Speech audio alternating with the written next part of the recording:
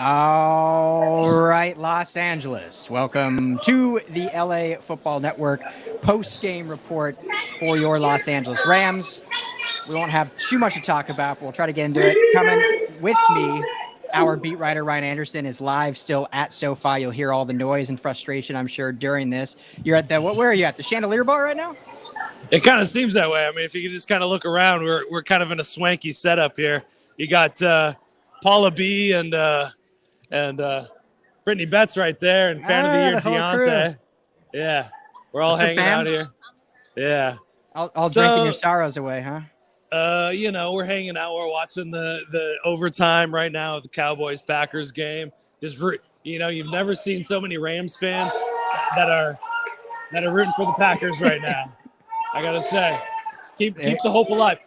Seattle lost. This is my boy right here. What's your name? Eric. What's up? What's up, brother? Seattle lost. Maybe the Chargers will be able to stop the run against the 49ers and keep the hope alive for these Rams fans. But I got to say, there was, everybody was filing out of the stadium once it was 24-10. So I've never really experienced that in person. So it was something to behold, the exodus from the SoFi Stadium. Yeah, I'm sure. I could see it on TV. Obviously, I'm not at the stadium. You are, but never a good sign. Let's just start off the top because this is the biggest story. Cooper Kupp goes down late in that game. Low hit. Looks like his ankle rolls up on him. Obviously, if he's out, season's done. But just what was the feeling in the stadium when all of a sudden he's on the sideline and everyone's surrounding him? Similar, I've never seen the exodus. I've never felt the air come out of a stadium so much when that happened. We saw the pain. He's grabbing that ankle. He's obviously in some distress when he goes down with that ankle injury. He doesn't come back in the game. So, this season the Rams fans are expecting the worst, especially with injuries. So it's hard. It's hard to think that he's going to come back next week full force. Yeah, I would not expect it by any means. And at this point, they should probably let him, sit for a little while or whatnot and get 100% right. But, here's a question for you, Ryan, because obviously you predicted beginning of the season the Vikings to be good. They get Kevin O'Connell. I don't know if you saw. I know you were at the tailgate down there, so I don't know if you saw, but they ended up beating the Bills in overtime to move to 8-1. Something no one's really talking about. Obviously, the Rams lost a lot of talent in terms of player personnel, but I don't think anyone's really talking about how important Kevin O'Connell was to this offense. And that's, I don't care what anyone says about Raheem Morris defense, whatever. The issue is the offense right now. That's the biggest issue. And how much do you think they're really missing Kevin O'Connell? That's an interesting question because it's always been McVay's offense, right? He's kind of been the genius behind the helm. But, if you keep taking talent away from the coaching staff, that has to have an effect. I know that for San Francisco specifically, the offensive staff will put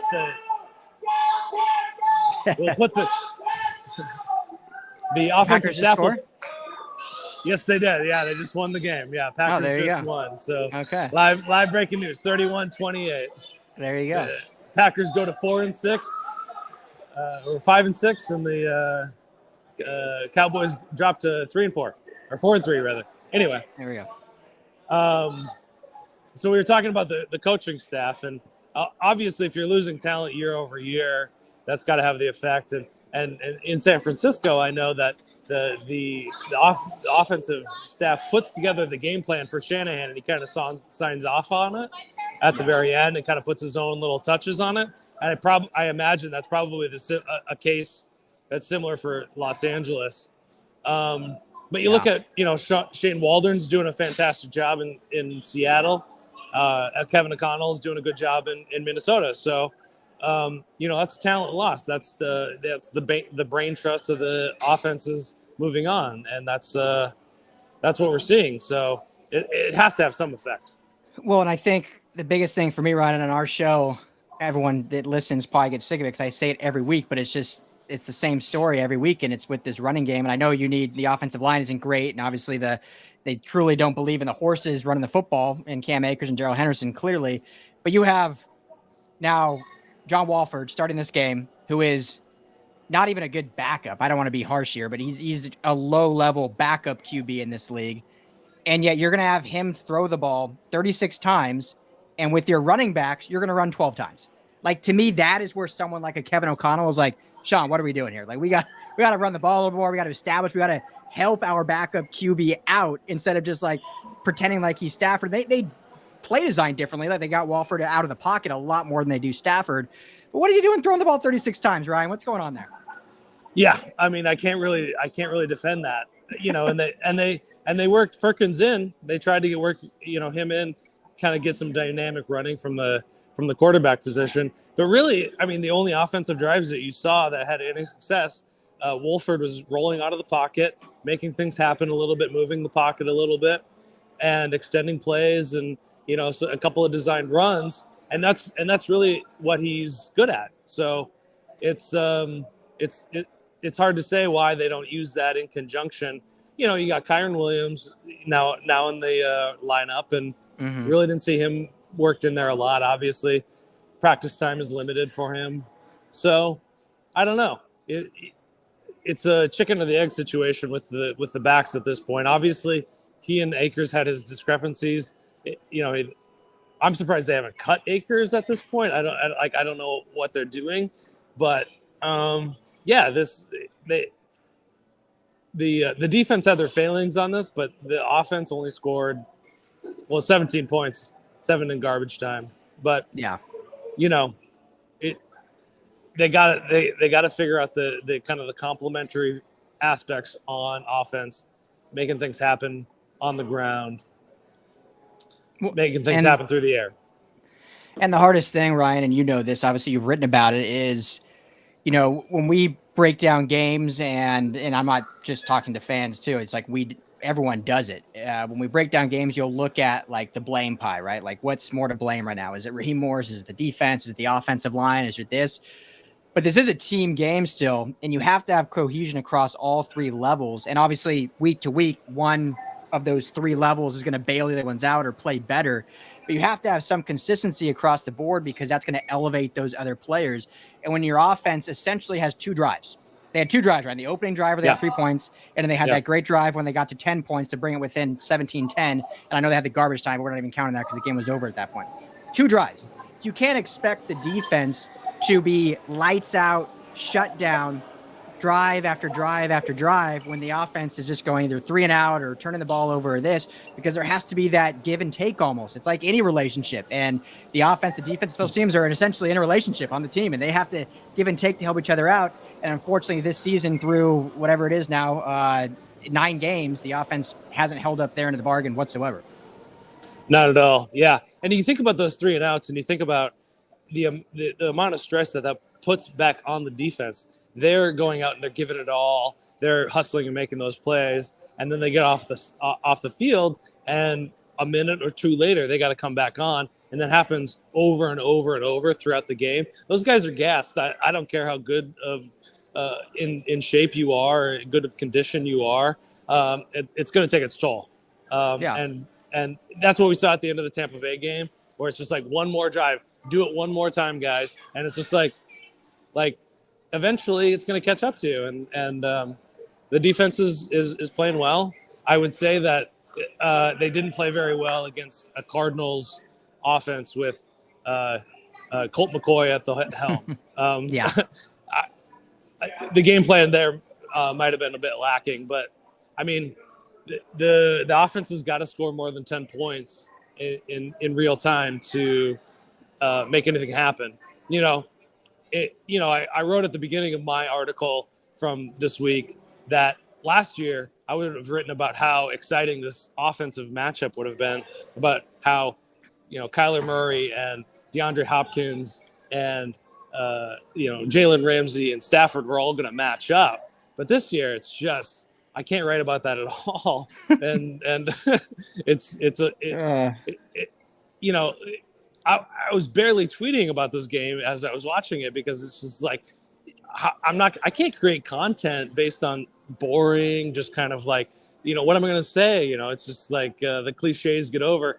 Somebody responded to your tweet about announcing this, about the atrocious loss. You got to come up with a bunch of different words to describe how bad this team is playing at this point. And they're not wrong in certain ways, and I think the offensive line, as we've ground that into just dust right now. They're injured. We get it, but we want to. I thought something interesting would come out of McVay having to game plan for a different quarterback, a different style of play, working Bryce Perkins in, working with a more mobile John Wolford. So I thought it would force his hand to change the offense in a way, and it just didn't happen. We didn't see it. We saw it for a couple of drives.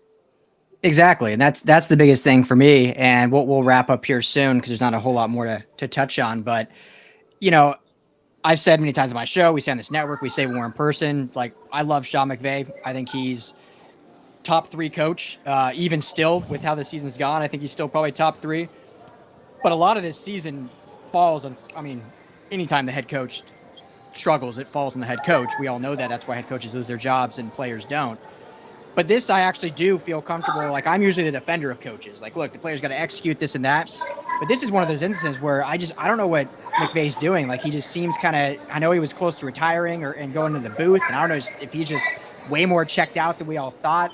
There's stories of coaches, how they literally live at the office. Like, they don't go home and see their families. And he's newly married. Maybe he's saying, hey, I gave 5 years of my entire life. Like, I'm going to work normal hours now. I'm going to not put in as much. I'm not saying he's doing that. I don't have any intel on that, but maybe it's some thinking of that, because it just doesn't seem like this was a game to me, Ryan, that was such a great opportunity for Sean McVay to be Sean McVay. Like, Matthew Stafford is the quarterback of this team. He should be the quarterback of this team. He's the best quarterback on the roster, bar none. But this was an opportunity to really, basically, if they won this game, it was going to be because of Sean McVay's game plan. Like, they won because schematically, Sean McVay got back to his roots and was just a genius on the clipboard and the X's and O's, and really gave his team the winning formula. But it just wasn't. It was just the same old formula. Like, nothing changed. Yeah, no. And, with Cup out, there's going to have to be some changes made when Stafford comes back, because that's been his only pony that he's been going to.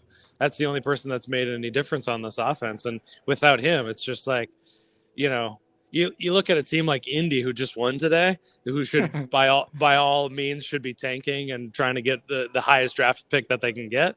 Well, the Rams don't have a high draft pick next year because they got Stafford. They went in all in. So it's like we got to figure this out. Yeah. He promised changes, and I going back to Twitter, I tweeted about during his press conference, Sean McVay promised that there's going to be changes made, and everybody came back at me and they said, "Oh, it's just it's the same thing every week." He says he puts the weight on his shoulders, and he says we're gonna make some changes, and it's about time that we start seeing some new interesting wrinkles in this offense. You got to generate points. You got to pull out the stops. You got to start. Changing up. The thing that I keep going back to is the 21 personnel. Offer your quarterback a bit more protection with two backs in the backfield, and see what happens with that, because he's been running 11 personnel 95% plus this year. So just trot out something that's not already on tape. Yeah. For defenses to defend, and just see what happens. That is mind blowing to me, with how banged up this offensive line is, and you're still running 11 personnel, the majority. Like, that's the problem. Well, earlier we talked about but in preseason we were talking about tight end depth, and I wasn't terribly concerned about it. But then when you think about Higbee is a decent blocker, but behind him, there's no other tight ends blocking. So the outside of the offensive line, which is bad, and Alaric Jackson missed this game, and he's been doing great, so that doesn't help. They're not getting any favors there, but those peripheral guys that are chip blocking and picking up those blitzers, which Cardinals blitz at a really high rate, and the Rams can't pick those guys up. So you gotta have a back in there. You gotta have a tight end in there, somebody that can affect the pass rush and give the quarterback a little bit more time to make this offense hum a little bit, because that's what happened last season, is that they were able to get the ball downfield, and that's what made Stafford a really good quarterback, is he was able to, dink and dunk and then boom, hit that guy. Yeah, exactly. So I said I tweeted in the offseason when Johnny Munt left for the Vikings. I said no one will talk. I'm paraphrasing, but I basically was like, no one will talk about it, but this to me is maybe one of the biggest losses, outside of Von Miller, of this team, and kind of got laughed at. But I think you're seeing that because if he was just so invaluable in the blocking game and what he brought, and I know he was injured last year on their Super Bowl run, but just over the course of his time as an LA Ram, he added that depth in terms of blocking from the tight end position. And now they just don't have that, like you said. No. So, two last things, then we'll wrap up, right? I think this. I'm not one of those people that says the season's over. I mean, there's still 9 games to play. I think it's very, very, very unlikely the Rams turn this around, just based on what we've seen. We've had enough data now to say this is who this team is. I don't think they're turning around, but I'm never going to be one of those guys the season's over in week 9.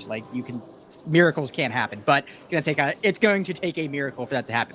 Number 2, this game, I think, solidified that OBJ will not be signing with the Rams. It would make zero sense for him to come here. He's going to a contender, which, like I said, this team is not right now. And if I'm being frank and letting everyone know out there, this team is not an OBJ away from being a contender. Him being on the roster doesn't all of a sudden make them a contender. They have a lot more issues than that. So I don't think we will see him as a Ram again. And finally, Ryan, this will be the question for you. We'll end with this from Daniel. Thanks for jumping on here with us, Daniel. AD very close to retiring, closer than we all thought. Filed his papers even, or at least had his papers to the Rams. Does this season, the way it's going, not force him, but basically make him say, yeah, I'm good, and he retires this year? Or do you think he still is too competitive to end on this poor of a season? Yeah, that's such a tough call right there. I mean, that's where, a competitor is going to want to end on a positive note, on a high note, because they know that how good they are, and everybody knows how good AD is, and he's really given this defensive line the best chance they have at winning games. Still a dominant player. So I'm going to say that he continues to plug away. The OBJ situation, the only thing that I am crossing my fingers at this point is he doesn't end up a 49er, because that's just going to turn the knife even harder on these Rams fans who are just having such a hard time. The season they're having, Chris McCaffrey going to the 49ers, losing the 49ers twice, and then OBJ ending up, kind of in that Dion role where Dion played on the 49ers and he jumped over to the Cowboys in the mid-90s and won 2 Super Bowls back-to-back. That would be awful. So, I don't want to end on that note. So I'll end on, I think AD is going to come back for at least one more season. I think McVay is going to come back for one more season, just because everything's been so banged up. Everybody's been so hurt. They're going to say, if we have a confident, full team next year, we're going to have a chance to bounce back. Those greatest show on turf teams, they skipped a Super Bowl because Kurt Warner was hurt in between and came back and went back to the Super Bowl. Hopefully, maybe we'll see the fortunes return when everybody's healthy. So I'll sign off on that. That's a great point, right? That's a great point. So if OBJ doesn't end up a Ram, I hope he ends up a Charger, stays in LA. I don't know why they're not getting more talk. They are a team that if they got an OBJ, they're a true contender again, because they're 5-3 right now, not playing with their two starting receivers, and they're still 5-3. So if they get an OBJ, Keenan Allen back, and Mike Williams, all of a sudden that's crazy, and I think they should be a team more talked about. And Joey Bosa is coming back at some point this season, right? Joey Bosa is coming back probably the next 2 weeks or so. Yeah. So I'm sure Rams fans would rather have him go to the Chargers than the Niners. That's for sure. So let's root for that. If he doesn't become a Ram, at least he stays in LA. Everything else you said, I agree with. Here's the last thing I'll say. And this will be really interesting to see what Les Snead does with this Rams team. And obviously none of this can be done until the offseason now with the trade deadline being done. But depending on what McVay wants to continue, how long he wants to continue coaching. And I've said since March. I saw a report this weekend that all of a sudden someone else was saying this, and I've been saying this since March. I truly believe that McVay, Stafford, and Donald all retire at the same time, whether that's this offseason, 2 seasons, 3 seasons. I think they all walk away at the same time, hopefully right after the sunset on a good season and not this season. So that being said, it'll be interesting to see if Les Snead says, okay, we don't have a first-round pick this offseason. What can we do to go all in again? Or does he kind of do the opposite and say, you know what, McVay, maybe he won't be here another year or two. Like, do we trade some of our top-line talent and just start stacking up drafts to kind of just really kind of rebuild this and start this over? So it'll be really interesting to see, not rebuild necessarily, but retool in a sense instead of just going all in. So it'll be interesting to see how the season plays out and what that affects Les Snead's decision-making to be this offseason. Yeah, he's a really smart guy, and he thinks outside of the box like that. So I would love to see, they're known for their in season kind of tweaks and trades and everything. Let's see something happen on the off season that really flips this team. And I mean, that's probably the best hope at this point. This offense doesn't look like it's turning around. If they can't beat the Cardinals, well, let's hang in there. Yeah. I mean, really, they need Logan Bruss next year to get healthy and be like the guy that they hope they got when they drafted. And then they need to maybe go after a disgruntled, tackle somewhere and get lucky. But that's going to take a lot of luck because no one trades offensive linemen. Josh Jacobs cannot be happy. Yes. Just throw that out there. This is true. This is true. So if you want a running back, there you go. Yeah. But all right. Well, my man, thanks for jumping on. I know you've been at the game having fun. I'm sure you've had a couple libations, as you should have. So thanks for jumping on with me, recap this game. Rams fans, win or loss, we'll be doing this the whole rest of the season right after the game, doing a bunch of recaps and stuff. So make sure to tune in. This is the LA Football Network. Skinny T, thanks, brother. Enjoy the rest of the day and be safe. Peace.